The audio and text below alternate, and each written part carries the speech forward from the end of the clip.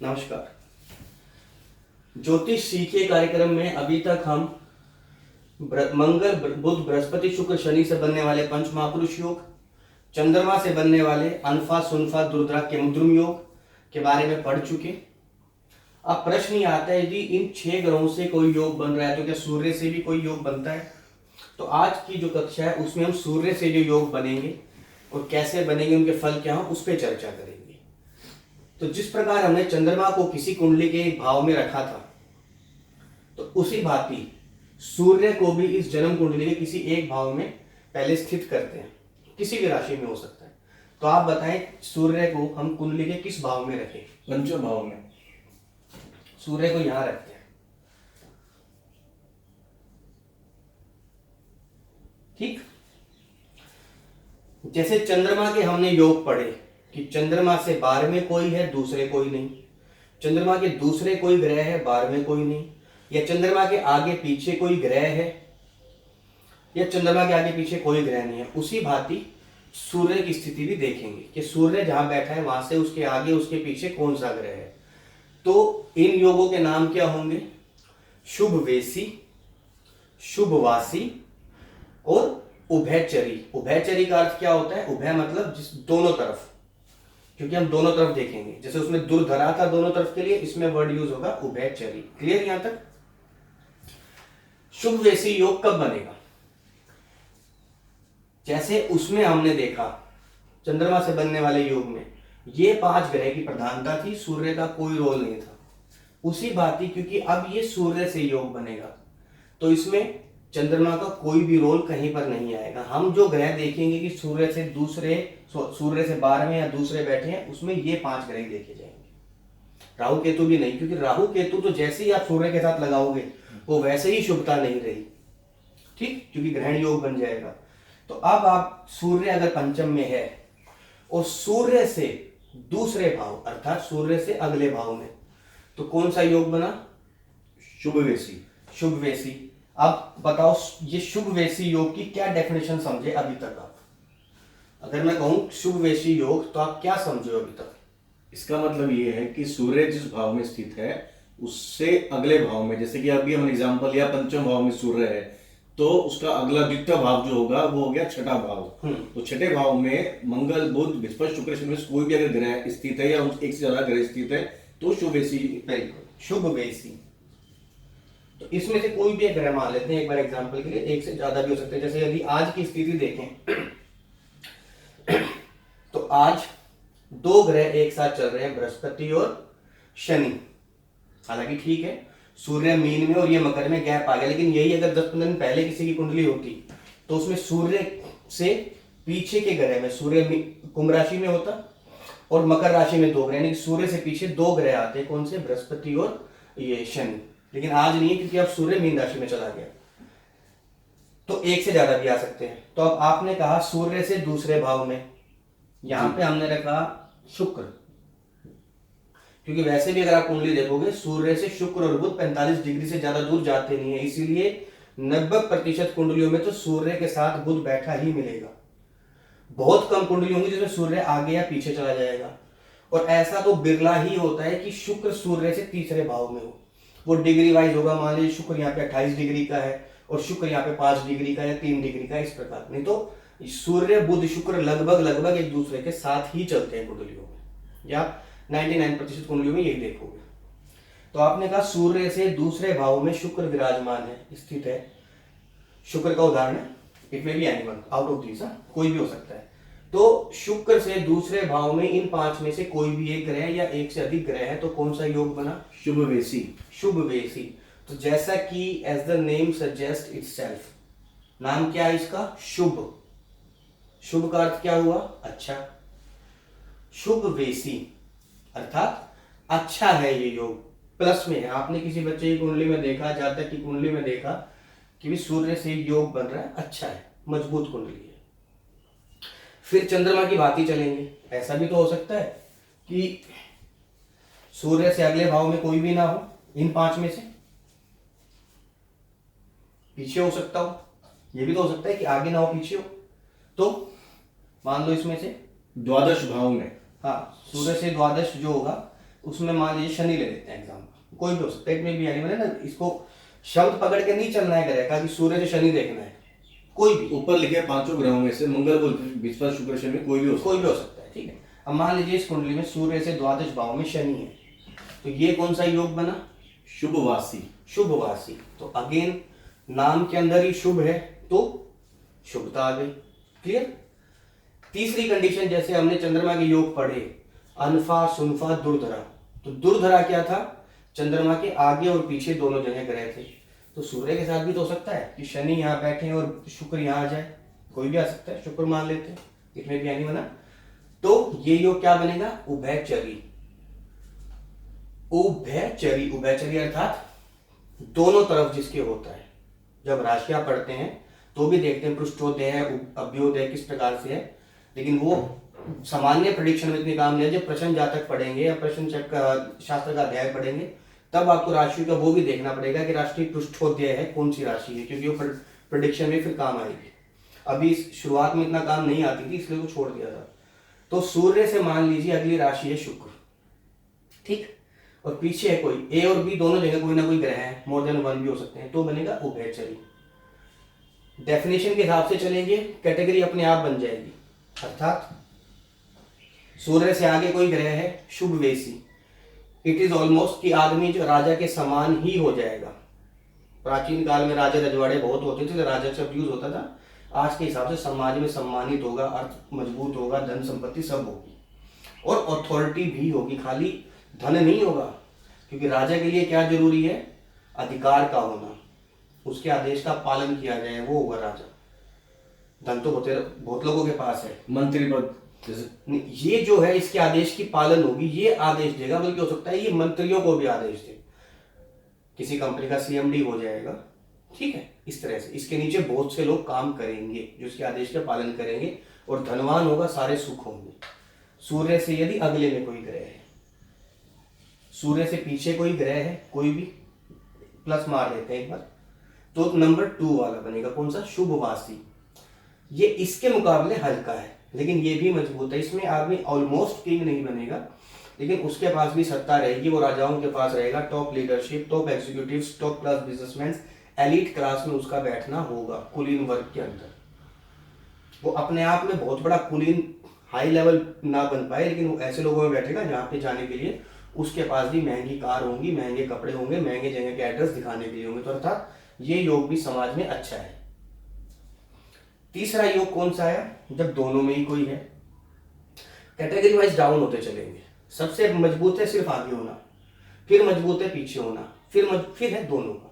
इसमें क्या है? इसमें आदमी मजबूत है, समाज में सम्मान है, लोग बात मानेंगे, धनवान रहेगा, अच्छे लोगों में बैठेगा, लेकिन it is not as good as the first yoga that is शुभ वेशी, उतना शुभ नहीं है।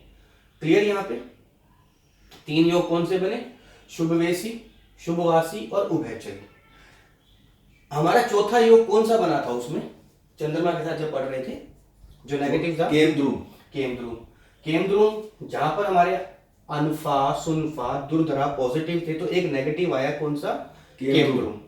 इसमें एक नेगेटिव नहीं आएगा, इसमें ये तीनों ही नेगेटिव हो जाएंगे। कब?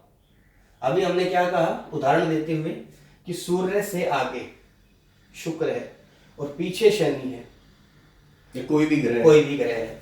अब आपको ये देखना है कि सूर्य के आगे या पीछे जो ग्रह है वो शुभ ग्रह है या पाप ग्रह है।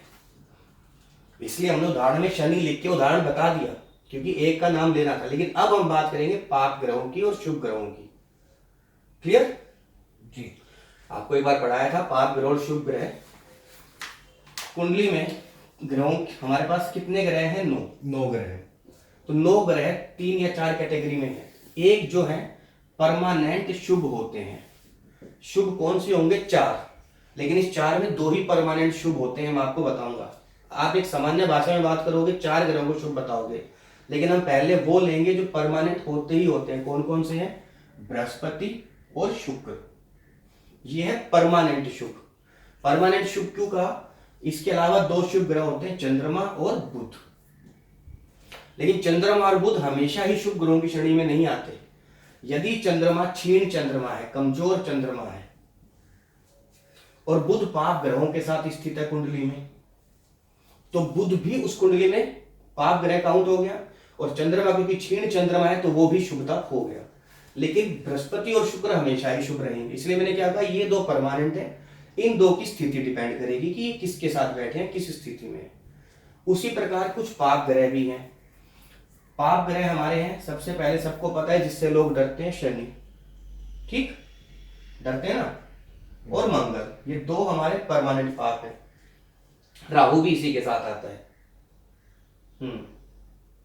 राहु इसके साथ आता है, क्रूर ग्रह आता है। राहु आपने क्रूर ग्रह में बताया राहु तो क्रूर में बताया था, केतु आएगा। आपने केतु बताया था पाप ग्रह। केतु, राहु आएगा हमारा सूर्य के साथ, ठीक। तो पाप ग्रह कौन से हुए, शनि, मंगल और केतु, क्लियर। अब हमने कहा था कुछ लोग, सामान्य भाषा में बात करेंगे, कुछ लोग सूर्य को भी पाप ग्रहों की श्रेणी में देंगे। हालांकि ज्योतिष के जो आधारभूत ग्रंथ हो उसमें सूर्य को अशुभ नहीं माना गया, पाप ग्रह नहीं माना गया, सूर्य को क्रूर माना गया है।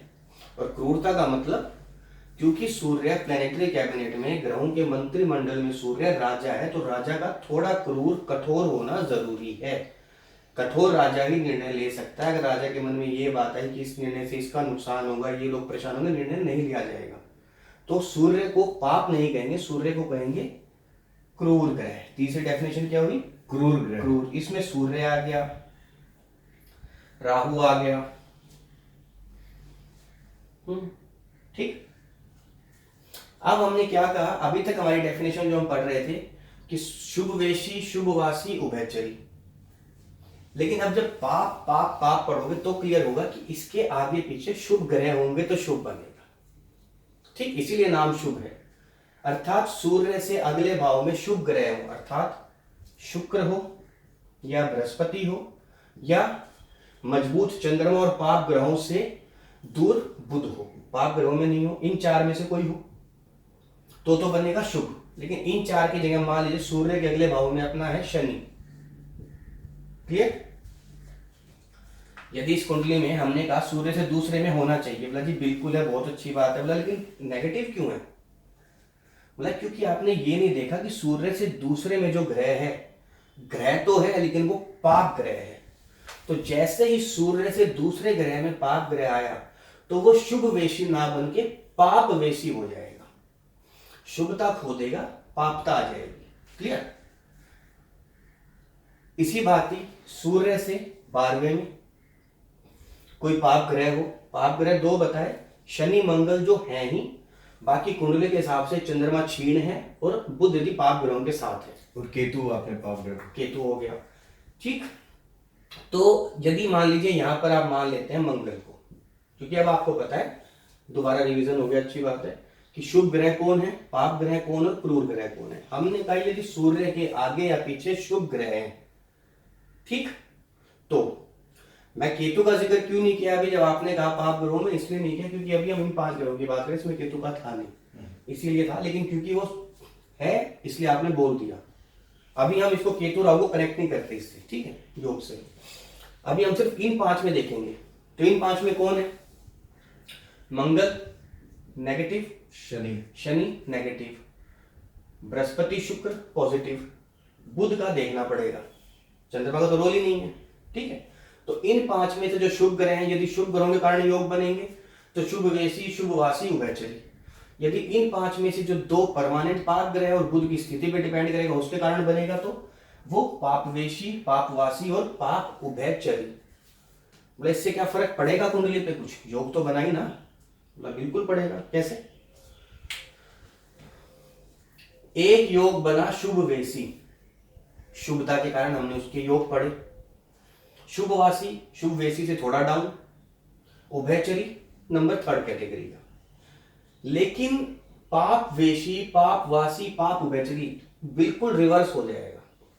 जहां शुभता के बने योगों के अंदर समाज उस व्यक्ति के गीत गाएगा, प्रशंसा गीत गाएगा, स्तुतियां करेगा, वहां पर यहां उल्टी बात हो जाएगी। इस व्यक्ति को समाज में निंदनीय बताया जाएगा, इसकी निंदा की जाएगी, ये कोई ऐसा काम करेगा ही नहीं जो अच्छा हो, हर व्यक्ति इसकी आलोचना करेगा। जिंदगी में पीछे पड़े रहना, धनहीन, भाग्यहीन, विद्याहीन, बलहीन, मतलब इसकी लाइफ जैसे केमुद्रुम योग के बराबर हो जाएगी। इसलिए मैंने क्या कहा कि यहाँ पर केमद्रुम योग की भांति कोई अकेला योग नहीं है, यहाँ पर ये तीनों योग ही केमद्रुम योग के समान हो जाएंगे यदि ये पाप ग्रहों से बने, और इसकी कोई काट भी नहीं है। केमद्रुम की तो काट थी कि चंद्रमा के साथ कोई बैठ गया, चंद्रमा के केंद्र में कोई आ गया, लगन से केंद्र में कोई आ गया, इनकी कोई काट भी नहीं है। तो आपने कौन कौन से योग पढ़े अभी तक? पंच महापुरुष 5, चंद्रमा से बनने वाले जिसमें सूर्य का कोई रोल नहीं था, सूर्य से बनने वाले इसमें चंद्रमा का कोई रोल नहीं है। रिवीजन हो गया, शुभ ग्रह, पाप ग्रह, क्रूर ग्रह। शुभ ग्रह में ये 2 परमानेंट शुभ है, बृहस्पति शुक्र, की बृहस्पति आचार्य और शुक्र भी आचार्य हैं, भले दैत्यों के हैं। चंद्रमा देखना पड़ेगा, क्षीण चंद्रमा है क्या, मान लीजिए अमावस्या का चंद्रमा है, कमजोर चंद्रमा है, ठीक है। बुध पाप ग्रहों के साथ, बुध जिस ग्रह के साथ बैठेगा उसके भांति आचरण करने लगता है। तो वैसे बुध सामान्य तौर पे कुमार है, राजकुमार है, लेकिन जिसके साथ बैठेगा वैसा व्यवहार करना शुरू कर देगा, इसलिए हमने इसको सामान्य तौर पे न्यूट्रल बता दिया। जैसी संगत होगी वैसे, जैसी संगत होगी उसी प्रकार काम करेगा। बालक बुद्धि है, जिसको जिधर ले जाओगे उधर चल पड़ेगा, ठीक। पाप ग्रहों में शनि, पाप ग्रह याद करने कोई कठिन नहीं, क्यों? सबके दिमाग में घुआ बैठा रखा है शनि की 7.5। मंगल का मांगलिक योग, राहु हटा दिया इससे, क्रूर में ले गए, तो केतु है। केतु क्यों? केतु मंगल के समान ही बताया गया है। क्रूर ग्रहों में सूर्य और राहु जुड़ गया। टेक्निकली तो सूर्य ही जुड़ता है, कि कुछ लोग ये भी कहते हैं कि अगर मंगल केतु के समान है तो राहु शनि के समान है, तो इसको यहाँ पर होना चाहिए। लेकिन ये स्वाध्याय से देखा जाता है कि हाँ भी जो खाली पावर लेने की जो है वो तो खाली सूर्य के पास ही है, तो इसलिए खाली ग्रह टेक्निकली तो क्रूर ग्रह में सूर्य को ही आना चाहिए। और यदि हम मंगल के साथ केतु को रख रहे हैं कि केतु कुछ समान मंगल के समान है, तो फिर शनि भी तो राहु के समान ही है, राहु शनि के समान है, तुम दोनों को एक कैटेगरी में रखो। वो आगे जब कोई योग इनके राहु केतु के पढ़ेंगे और एक्सप्लेन कर देंगे। मोटे तौर पे आप देखो, शुभ ग्रह, क्षीण पाप ग्रह, क्रूर ग्रह, शुभता से बनने वाले सूर्य से योग शुभवेशी, शुभवासी, उभयचरी। पाप ग्रहों के कारण बनने वाले योग पापवेशी, पापवासी, पाप उभयचरी। शुभ क्या करेगा? राजा, राजा के अड़ोस पड़ोस में रहने वाला आदमी और समाज में ख्याति प्राप्त आदमी।